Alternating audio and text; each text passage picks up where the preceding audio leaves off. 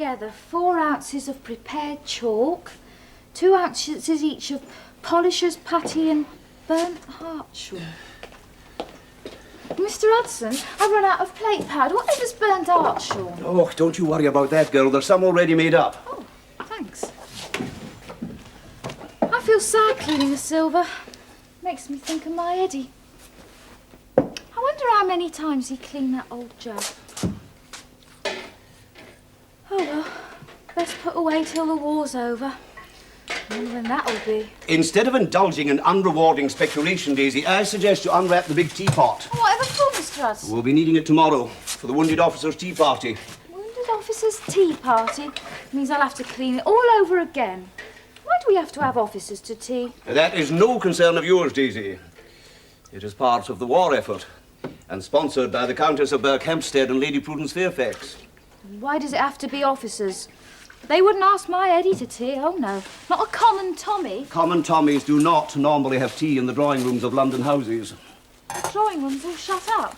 It's to be open again. Oh no. Oh, yes. It'll take me all day to get the covers off and the place clean. Rose will give you a hand. Give Daisy an hand. What with? Opening up the drawing room for tomorrow.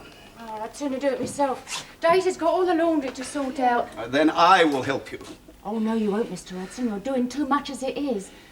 Up half the night with your patrols, and you don't get any proper rest during the day. There's a war on, Rose. Yeah, and still they expect us to open up the drawing room. Well, I've got beds to make, meals to serve, the old house to keep clean, all the linen, and now the bloody Daisy! silver to unwrap. I need my head looking at staying in this house, I really do. I ought to have gone off making munitions with Ruby, that's what. At least they got rules against slavery in them places. You know, that girl is becoming more impossible every day, giving cheek, insubordination. Oh, in ordinary times, I would have no hesitation but to see that she was put off, without a reference. But these aren't ordinary times, are they, Mr. Hudson? Housemaids are worth their weight in gold. You should see the adverts in the papers. But there is a limit, Rose. Of course. I'll have a word with Daisy. The morning room. I'll go.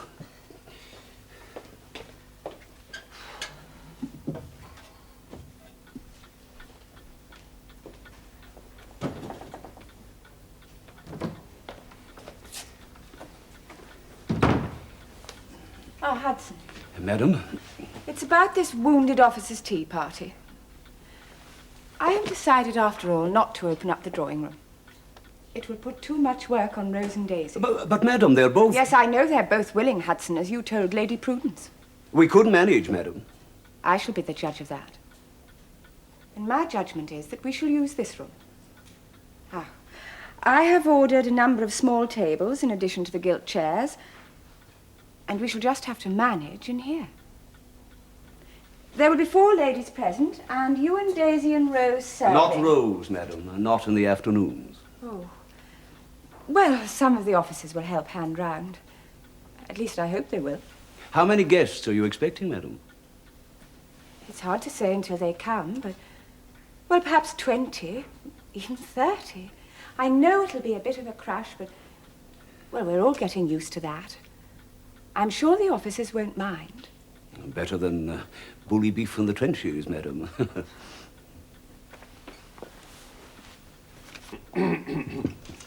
My dear Hazel, what a delicious array of good things. Reminds me of those lovely teas we used to have at Rumpelmeyer's before I was married.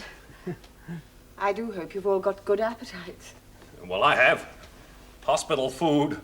Well, it's hospital food the world over. You must find it very difficult to get about. Oh, no. I scoot about all over the place in this thing. And everyone's so kind. I'm always given the front seat. And I'm glad to hear it. It's the least we can do for you brave boys back from the front. I think one of the most inspiring things about this war is the way the Empire has rallied round the mother country. Mm-hmm. Well, I'm sure we're very pleased to be here. It's the first time most of us have had a chance. In fact, in a month or 2, when they take off this straitjacket, I'll be out with my net hunting for your butterflies. Did you say butterflies? I'm a lepidopterist. I thought you were a gunner. In peacetime, I study bugs. Bugs? Really? How interesting.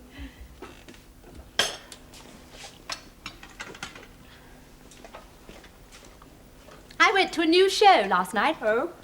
Which one? Daddy Longlegs. No. Tonight's the night? Do you know, I can't remember a thing about it. Except poor Miss Vanbrugh was accused of poisoning her dog.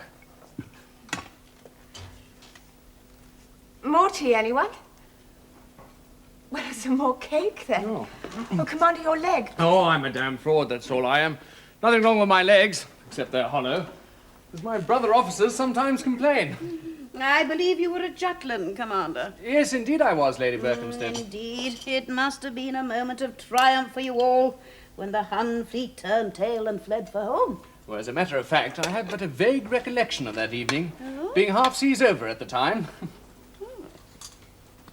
Not actually intoxicated. Thank you. Not in the least, dear lady, but in the sea. I was in a destroyer. We loosed off our last torpedo towards the enemy cruisers when the German battle fleet appeared heading for us. Well, in a very short time, as you can imagine, we resembled a Gruyere cheese. I heard the captain say, "Where are we going now?" And someone replied, "To heaven, I trust." After that, we sank. What a thrilling story. You must be a remarkably good swimmer. Oh, not at all. Can't swim a stroke. Oh. Never could. Most sailors can't, you know. Oh. All thanks to my Miranda life-saving waistcoat. Oh, I shall never enter the Army and Navy stores again without a small prayer of thanksgiving. I thought the Germans won at Jutland. Who ever told you that nonsense? It was in the newspapers.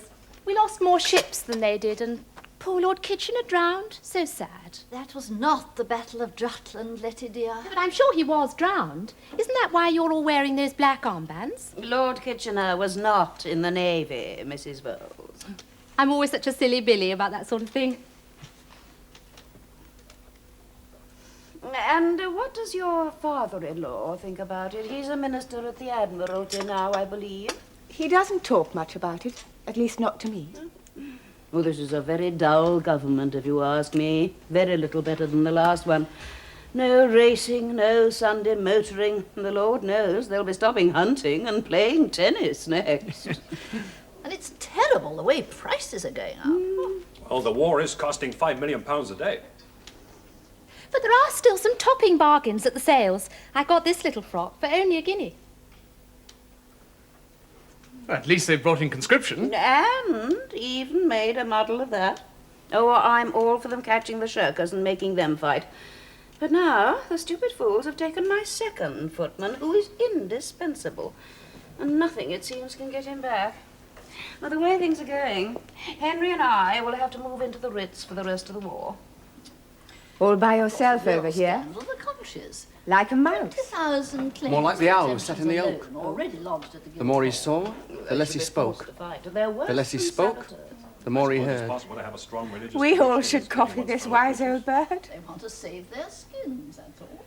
I do hope you're enjoying I was yourself. asking the same question at the I'm not much of a dab hand at posh tea You saw a parties, German assaulting your mother or sister.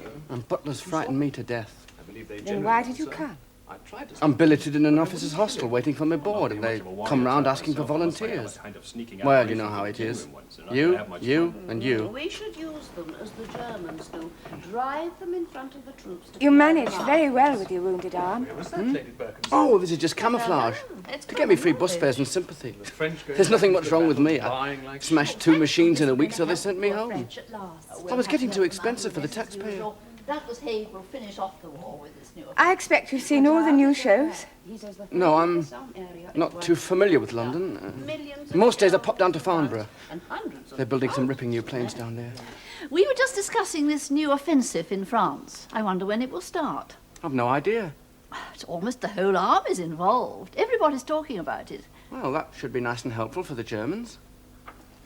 Have you heard the latest Lloyd No, George thank you. story? He's had to buy a whole new lot of hats because his head That's is grown. just what my husband would have said. Well, I've always He's said in you couldn't France. trust that man. He's a That's him. swollen-headed, conceited Welshman. Is that And his sister? cunning, like they all are. No, that's his sort of cousin. Oh, I like the look of her. Yes, she's a very sweet girl. Yes, well, I've no time for pretty girls nowadays. Due to development of mental power. I don't believe it. Gospel! Whatever you may say Mind about you, him. there was a time when I looked round the fair maidens of Wallasey. Please, because Gladstone had the same trouble with I always rather fancied redheads myself. If you had left my father near Gladstone, But now it's he aeroplanes. would have shot him. It's always been aeroplanes. The value. Ever since Louis Pollen landed his farm in our backyard to win the London-Manchester race. That was the day I started as an apprentice at Crossman's. Sold for only More tea, sir. Oh, yes, I don't mind if I do. 3 lumps, please. I don't suppose grand ladies like you ever go rowing? Rowing? I used to row like the devil when I was at Dartmouth. The doctor suggested it. Remedial treatment or something. It's nice down at Maidenhead. Or Henley. It's awfully jolly rowing at Henley. I have a dear old cousin who lives down there. A bishop. He got a blue. Mrs. Bellamy. Mrs. Bellamy, I will have to be going. I have a committee at 6. It has been the most delightful afternoon. Goodbye, you dear boys. Goodbye. Thank you very much.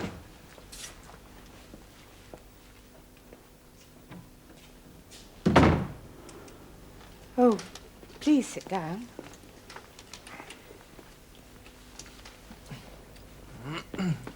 Well, look here, chaps. I think we'd better make a move.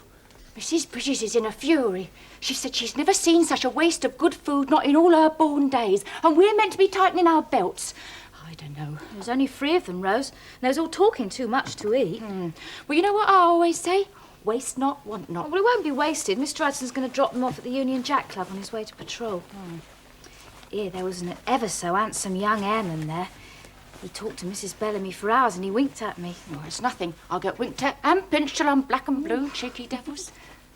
Go on. Who else was there? Oh, Lady Prue, as usual. And that old trout, Lady Berkhamsted. And this woman who was so stupid she thought Lord Kitchener had been drowned in the Battle of Jutland. I'm such a silly Billy about these things. That's what she said. Daisy! How many times have I told you that you do not, under any circumstances, repeat what you have heard upstairs? It is absolutely no business of yours. A good servant doesn't even hear the conversation of his or her betters. I'm ashamed at you, Rose, conniving. Well, you've got to have a laugh sometimes, Mr. Hudson. Got your key? Yes, Rose. Thank you. Good night. Good night. Good night. I'm that weary. And my feet. What a day. Why, what happened special today? Oh, another row on my omnibus. More of a fight, really. Fight? See, a lot of soldiers get on the bus. Ones that are back from the front. When we stop outside the big stations. And they're straight from the trenches, some of them. Not very clean, muddy, unshaven and that. What do you expect? Well, it's nothing to do with me. The other passengers object when they sit next to them, see? And then when they get up and move away, the men take offence. Especially when they're drunk. Can you blame them? Poor things have been risking lives and limbs for months and months and months, and they come back and get treated like that. I think those people ought to be chucked off or fined or made to go and fight themselves. Most of them are pacifists and shirkers anyway, I bet. No, women mostly. Housewives. Anyhow, you wasn't so lovely when you found out that our Belgian refugees was crawling with lice. Oh, that was altogether different. No, it wasn't. Do you know, all our omnibuses have to be fumigated when we get them back to the depot. Oh, hope there ain't going to be an air raid. So I haven't written to my Eddie. I haven't written to my Gregory. Be a good girl and make us a cup of cocoa, eh?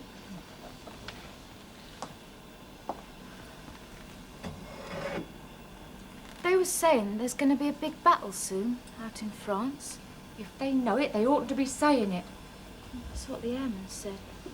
Well, he sounds as if he's got his head screwed on all right, at any rate. He was ever so young and wounded in the arm. I bet he's ever so gallant. Are you going to get that cocoa or am I?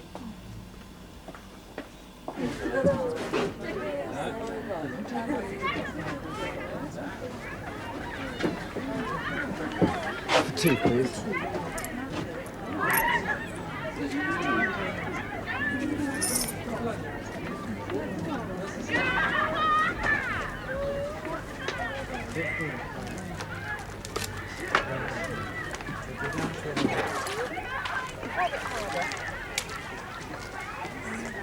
It's not deep enough there. Too shallow.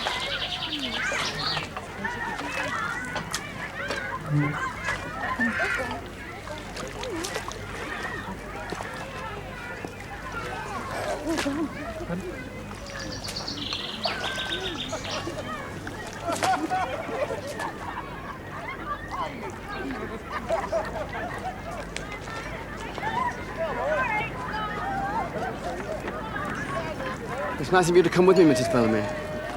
Very much appreciated. Come on, Vi. There's one coming in.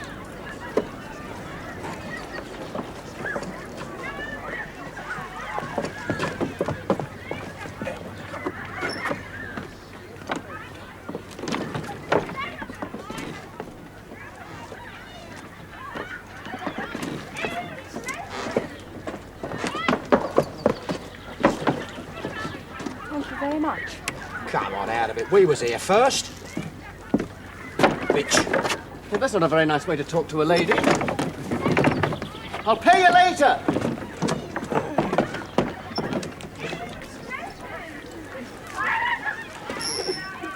You know, you're priceless, you really are.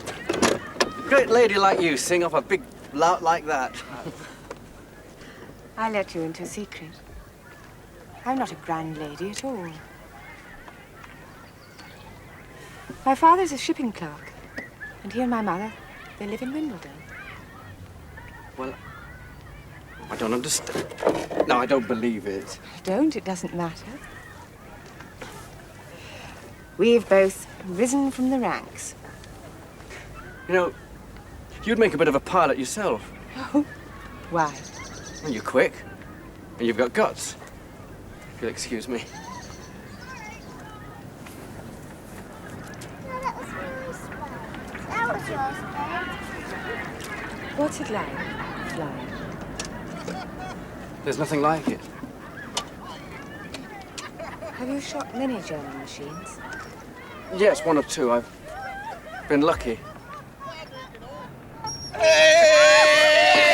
It's all stalking. That's the secret of it. Potter around in a cloud waiting. Then, when you spot your Hun, try and come down out of the sun. Zoom in below him under his belly. The observer can't see you there. Then when you're 50 yards, give him half a drum, aiming at the pilot's body. That should be enough. Don't waste bullets. What if he sees you first? Maneuver your tub to meet him head first. It's a point of honor with us not to pull out before they do. Then start firing, aiming at his engine. The bullets skid round it and get the pilot.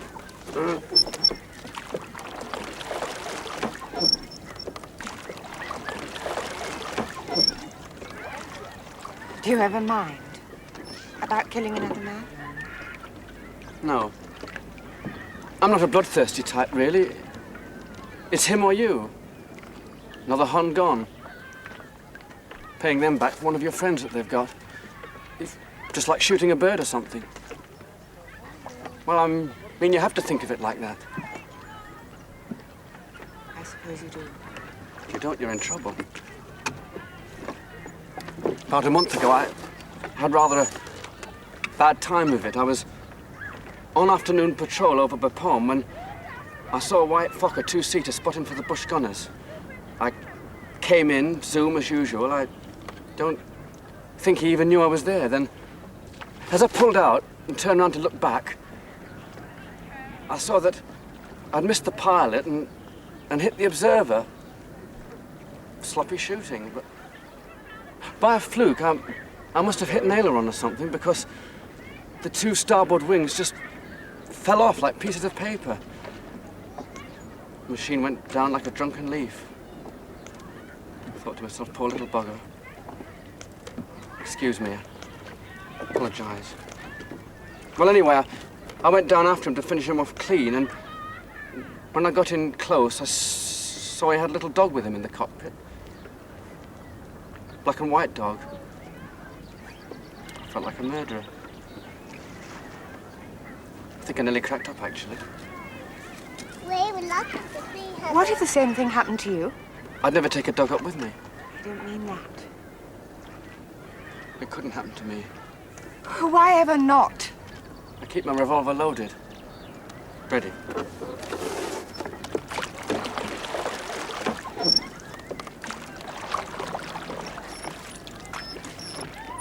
Oi! Hey, watch out, mate! Come on, Sorry. mate. Hey! You want to keep your mind on your job, mate? Go on! Clear away! Don't you think you've rode enough? No, I'm all right, really. Could I have a try? If you want to.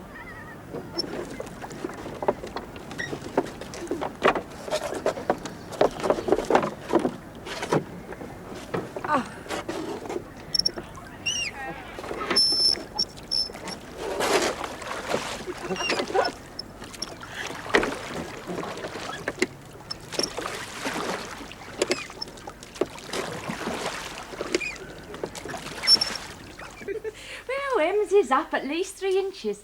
That's the latest from Paris. Or that's what the papers say. Well, are you sure it's not too much? Oh, absolutely sure. Not nowadays. Not at an evening party, anyhow. Well, when do you want it by, madam? Tonight. Can you manage it? Oh, yes. Easy. I've got an hour to spare now. Thank you very much, Liz. Of course.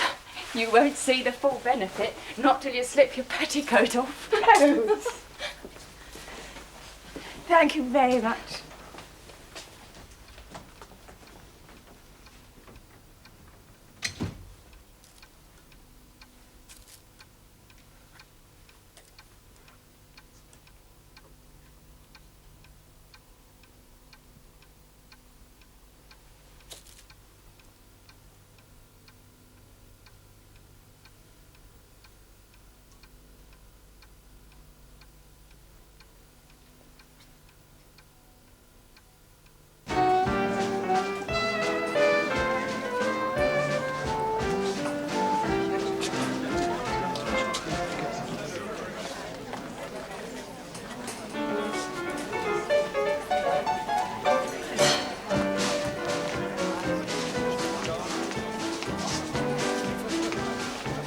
Thank you for taking me to the show. I did enjoy it very much. It's very nice of you to come out with me. Very good of you. It's not very good of me at all. In fact, it's very bad of me. Don't poke fun at me. I'm not poking fun at you. I wouldn't, ever. Tonight is not part of my warning. I don't understand you. It's not a wounded officer's tea party anymore. I don't make a habit. Oh, I'm enjoying every second of it. So please don't let's spoil it. I just wish things had been a bit different, that's all. It's no good wishing. You're right. You were right in the first place. I mean, why worry who we are, what we are, where we've come from, where we're going to? It doesn't matter. There's not much use in the past, and it's no good worrying about the future. No. There's just us. And no one to mar our joy. I hope not.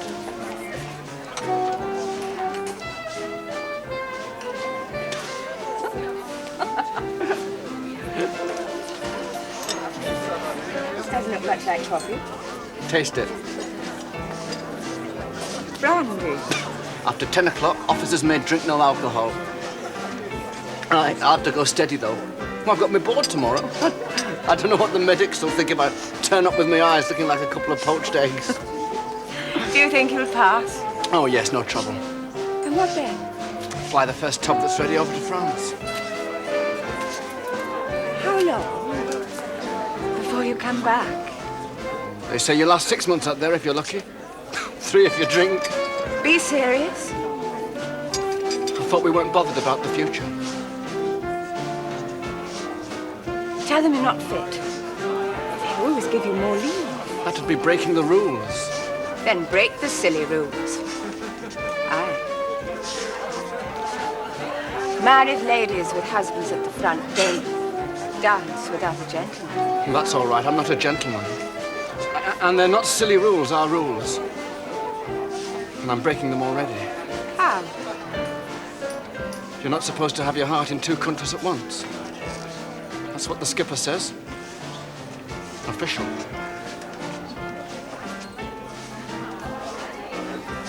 What do you think he is? Foreign spy. Oh, I say profiteer. Armaments manufacturer. Of course. What's that? It's the bullet they took out of my arm. Here, I'll see if I can sell it back. No.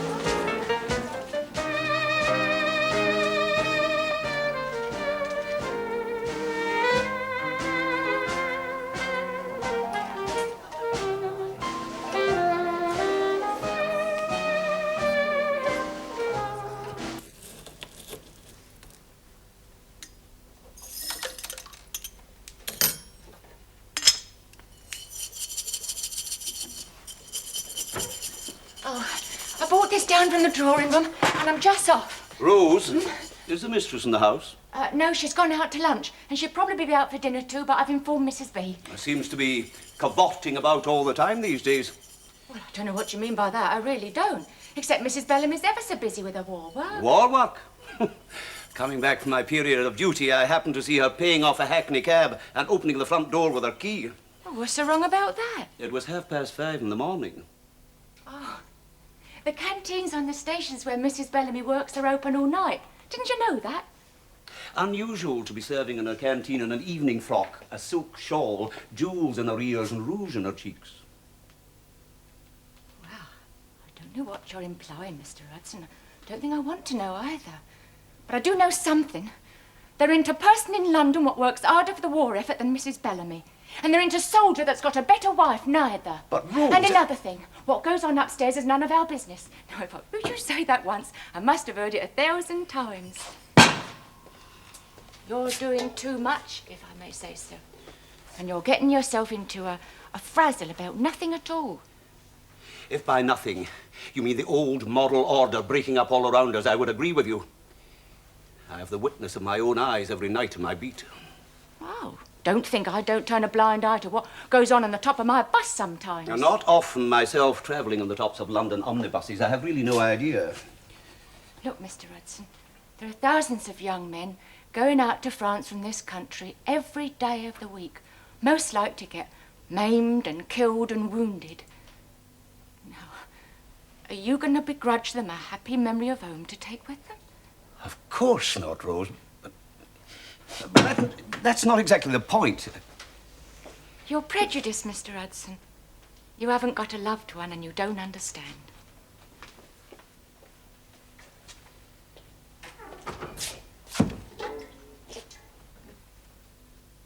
Mark and Jeremy are on leave and they came and saw us off at the station. They said James is out here with the Guards Division. Yes, he is. Do we get Paris leave, Georgina? You've only just arrived. You might in 3 or 4 months, if you behave yourselves.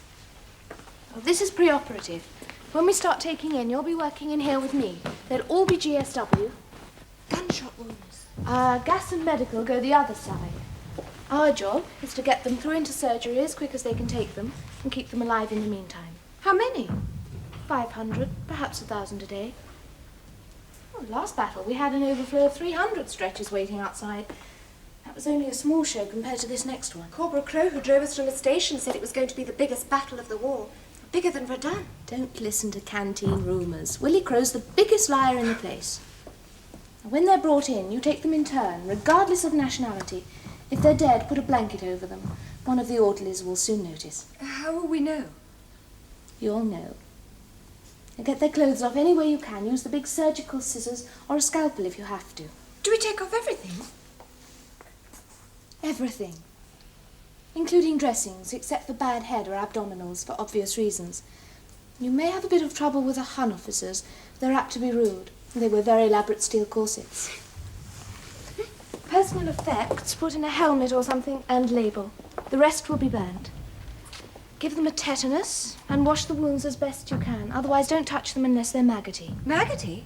It's quite a healthy sign, actually.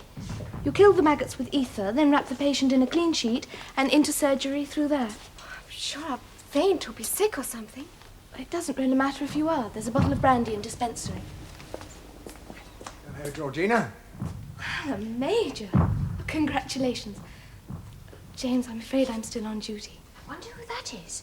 Doesn't he look ripping? It's her boyfriend. She's got his picture by her cot. It's all right, Worsley. You can have the rest of the day off and a pass out till midnight. Thank you, sister. I won't be a minute. I must... Oh, sister, I It's was... all right. Away you go. Thank you. It's her cousin, actually. James Bellamy. Lifeguards. Quite jolly. I've met him in London. Only a cousin. What a waste. I wish he was my cousin. This is not the monkey house at the zoo. Just what do you think you're doing? Well, Sister Hussey, Can't see much because I'm half blind. But one thing I can see is that these blankets are wrongly folded and that all the Beatrice stoves to be cleaned and filled ready. Yes, Sister. But don't just stand there gaping like a row of dummies. Get moving. Yes, Sister.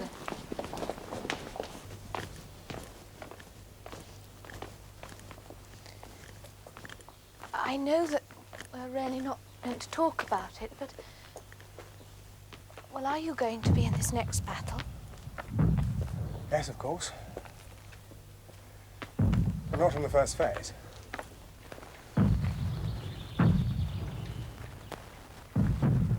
It's a jolly big show, you know. 2 armies involved. You see, the idea is that once the forward divisions have penetrated the fixed defences, we'll go through the gap. It might end anywhere. Might even finish the war.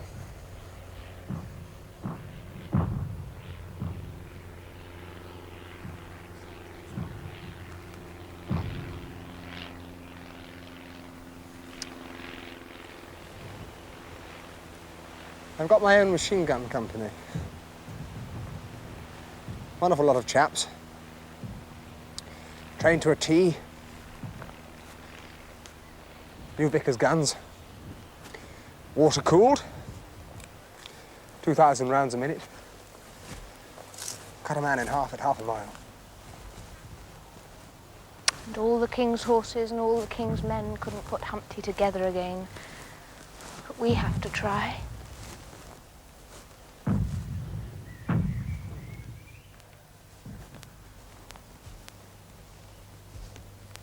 Must have been a lovely place once.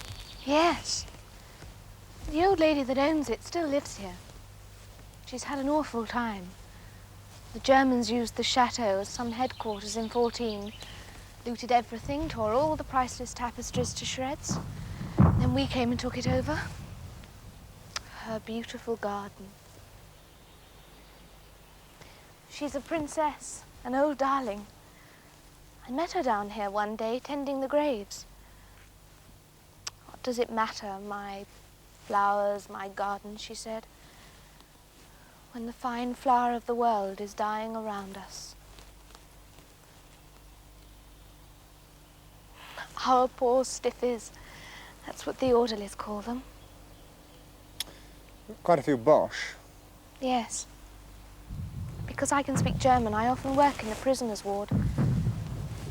This one's Klaus. He was only 16.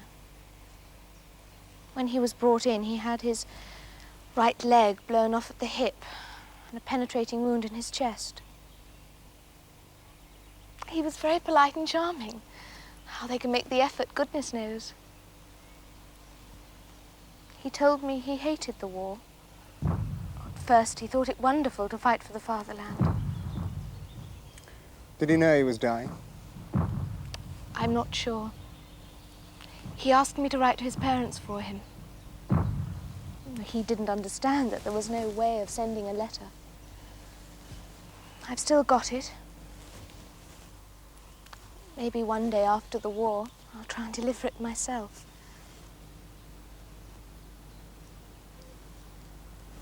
I don't think I should ever have become a nurse.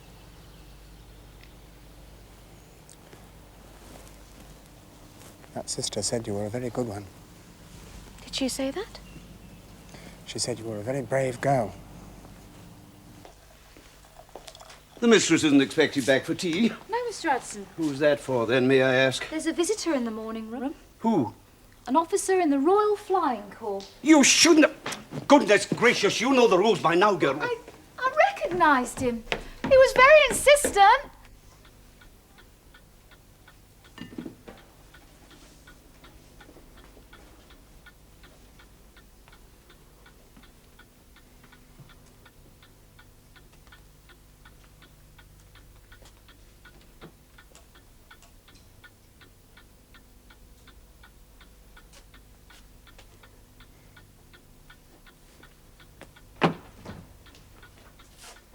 Hello. Good afternoon, sir. Was Mrs. Bellamy expecting you? No, I don't think so. Sir, I'm afraid Mrs. Bellamy is at her canteen and is not expected back for some hours.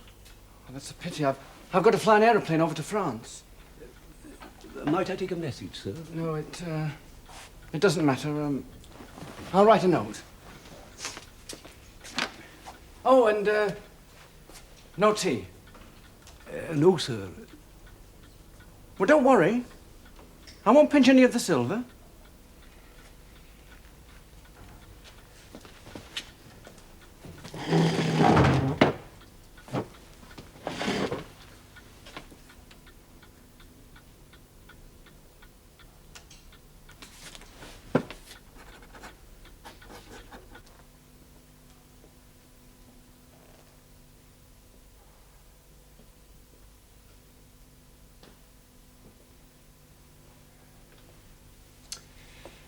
Well, everyone seems all right at home. Yes, not much news. Oh, I had a letter from Rose. The Australian's turned up again and they're going to get married on his next leave. He's a sergeant in the Anzacs. Oh, we shan't have any staff left soon. There's always poor Daisy. Oh, what's poor about Daisy? Well, Edward's out here somewhere. Oh, yes. Yes, he'll probably be going over the top a few hours from now. But we all have to take our turn. Jumbo, you haven't changed. How is Hazel? Oh, she's all right. She writes almost every day. Pretty boring stuff. Tea parties for wounded officers, committee meetings, endless war work. I don't know what you women did before there was a war to keep you happy. Or you men. Poor old Hazel. She leads a pretty dreary life, I'm afraid. However hard I try, I don't seem to be exactly the ideal husband for her. I had hoped that the war would change everything. I don't exactly know how, but it hasn't. Oh, it's kept us apart so we can't row so much. We can lead our own lives, but that's about all. More like a truce than a marriage. Yes. Oh, I blame myself, really. That makes a nice change. Well, what exactly do you mean by that? Well, you usually find someone or something else to blame for all your troubles. Well, perhaps I do. Well, most people do, don't they? Now, but be fair, I don't blame Hazel. She's been jolly unselfish and faithful. Too jolly unselfish and faithful, that's half the trouble. She's like a doormat. You don't need a doormat. You want someone who will tell you when you're behaving like a spoilt schoolboy. Oh, now that, coming from practically a schoolgirl, is... Thought I'd supposed to have grown up. Yeah, well...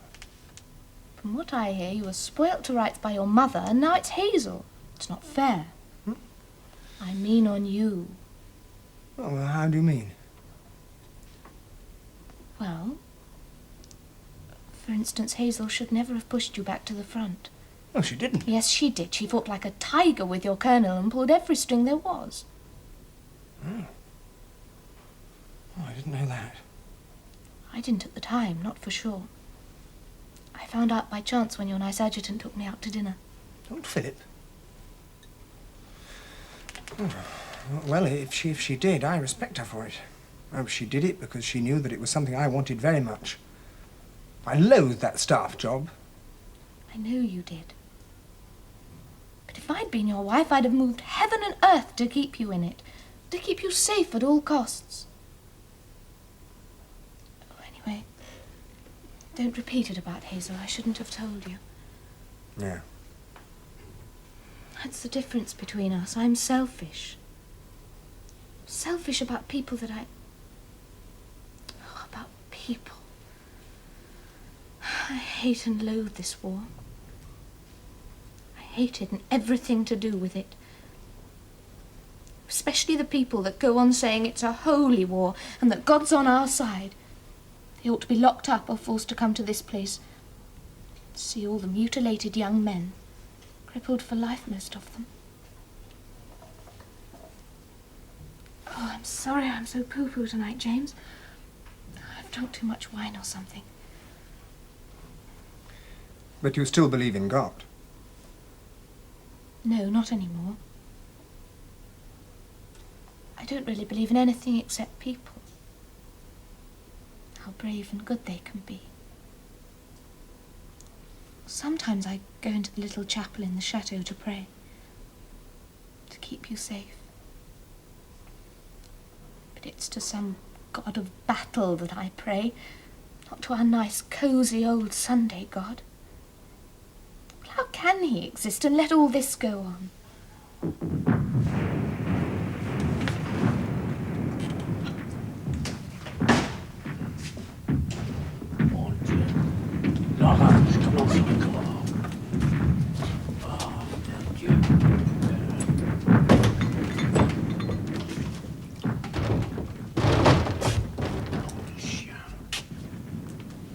Alors, encore du vin? Merci.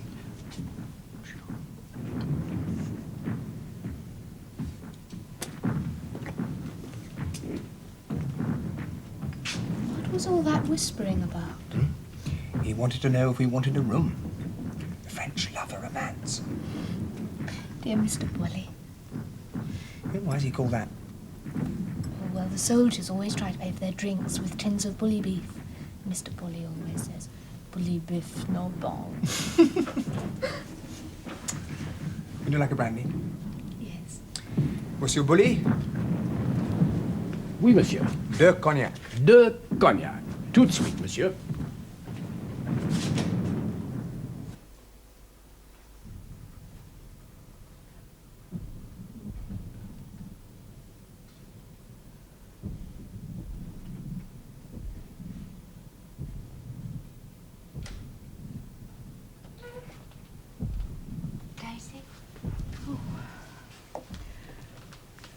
I had a postcard from Eddie. It's pretty, isn't it? Oh, it is pretty. All them coloured silks. He says they're by the seaside practicing mock attacks and they'll be for it soon. Oh, I've got a queer feeling tonight. We was talking down at the depot. They reckon it's the guns in France.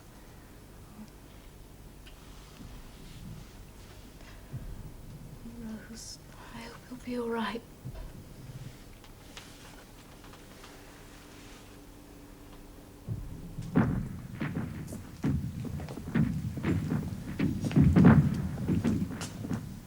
I must go. Bye. Chapeau. My darling, darling James, please God protect you. You're all I've got in the world.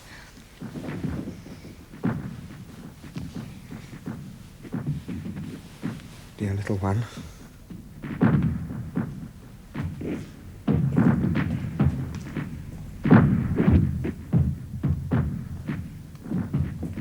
It's so disappointing when you've taken all that trouble over the food and hired all those chairs. Yes. Cynthia told Margot to tell Letty that they were having a special matinee for wounded officers that day. So, of course, they all went there. Letty forgot, as she always does. Really, she hasn't a brain in her head, that girl. Yes. What? Oh, no. I do agree. Anyway, it's the thought that counts. I suppose so. Would you like some more coffee? Yes, please.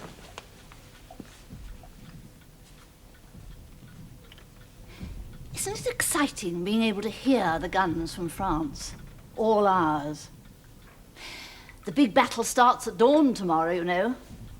Almost makes one feel part of it. Yes. Hazel, my dear, you know I'm a very old friend of this family, and I think we know each other well enough for me to be able to say something to you, well, quite frank, without you minding. Of course not. Agatha says she saw you at the theatre the other night. Oh, did she? I didn't see her. She said you were with a young flying corps officer. Yes. Jack Dyson. You remember the one who came to our tea party? He took me to the Bing Boys. It was very jolly. Poor boy, he was so lost in London. Yes, I expect he was. Of course, I know all sorts of people are getting commissions these days, but, well, he did seem to me to be rather, well, you know what I mean. Common? Well, rough. Well, not surprising, really. He was an engineering apprentice in Manchester when the war broke out. Oh, how interesting. I found him quite charming. Yes, but you know, we do all have to be so very careful, especially someone like yourself with a husband at the front. You know what I mean. People will talk. Now, if it had been one of James's friends or brother officers, well, it would be quite all right. Well, you needn't worry, Prudence.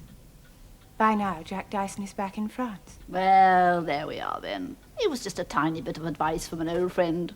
And now I really must rush. No, don't ring. I'll let myself out. These democratic days. Had you heard that Daisy Mitchum has taken to riding a bicycle? No. Thank you for a lovely supper. And don't worry about your darling James. The guards aren't going in for at least a month yet. Cocky Danby's at GHQ looking after the food or something. And he told Bulgy he'd heard Douglas Haig telling the king.